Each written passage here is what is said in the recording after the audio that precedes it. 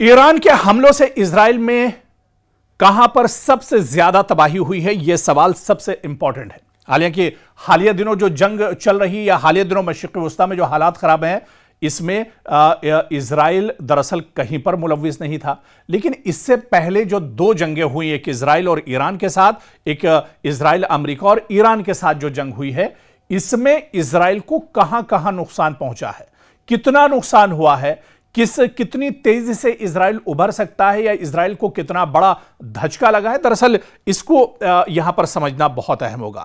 جس اسرائیل کا دفاعی نظام دنیا کا مضبوط ترین سمجھا جاتا تھا، کیا ایران اس میں شگاف ڈالنے میں کامیاب ہوا ہے؟ اور پہلی جنگ جو 12 روز تک چلی تھی، کیا پوری دنیا میں یہ جنگ ایک طرح سے زیر بحث بھی رہی تھی؟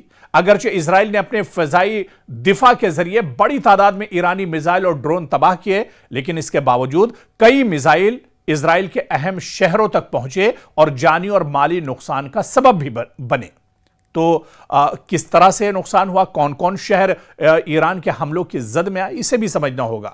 آپ دیکھیں جون 2025 جب تقریباً 12 روزہ جنگ کے دوران ایران نے سینکڑوں بیلسٹک میزائل اور 1000 سے زائد ڈرون اسرائیل کی طرف داغے تھے۔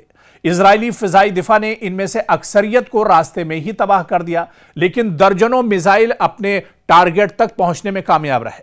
سب سے زیادہ متاثر ہونے والا علاقہ تل ابیب اور اس کے اطراف کا وسطی اسرائیل تھا۔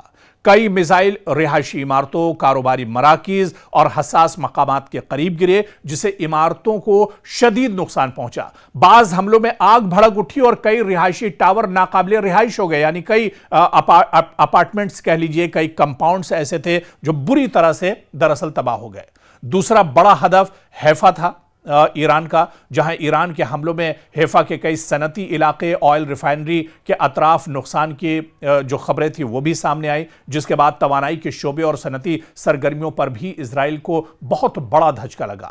اور اسی طرح سے جنوبی اسرائیل کا شہر بیر شیبا بھی متاثر ہوا، جہاں کئی بڑے صنعتی جو ادارے تھے، کئی فیکٹریاں تھیں، اس کو بھی دراصل نقصان پہنچایا گیا۔ اور اسی طرح سے بیت یم میں ایک رہائشی عمارت پر میزائل گرنے سے متعدد شہری ہلاک ہوئے، جن میں بچے بھی شامل تھے، کئی افراد بھی اس میں زخمی ہوئے۔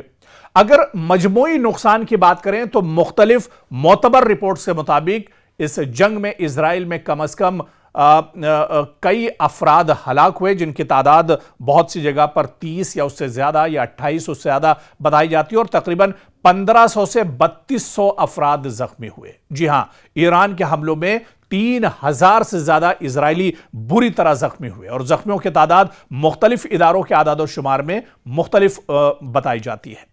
حالانکہ مالی نقصان بھی غیر معمولی تھا، بہت بڑا مالی نقصان ایک طرح سے اسرائیل کو ہوا تھا۔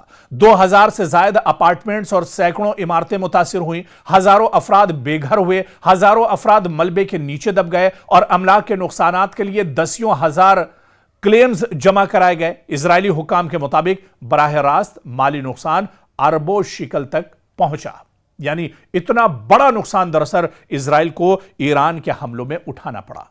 اور اس جنگ نے یہ بھی ثابت کیا کہ جدید ترین فضائی دفاعی نظام ہونے کے باوجود کوئی بھی ملک مکمل طور پر ناقابل تسخیر نہیں ہے۔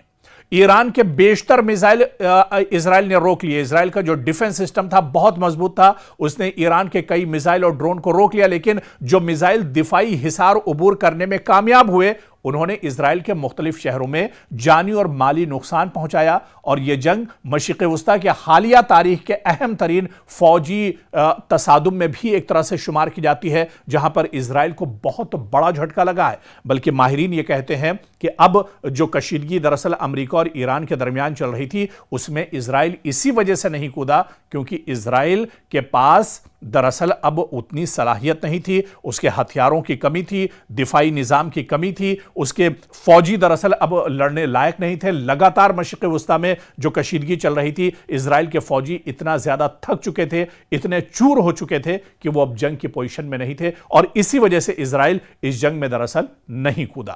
تو کہیں نہ کہیں ایران کے ساتھ جو پچھلی جنگیں ہوئیں، اس میں اسرائیل کو بہت بڑا نقصان اٹھانا پڑا ہے، اور اس سے ابھرنے کے لیے ابھی کئی سال دراصل اسرائیل کو درکار ہوں گے۔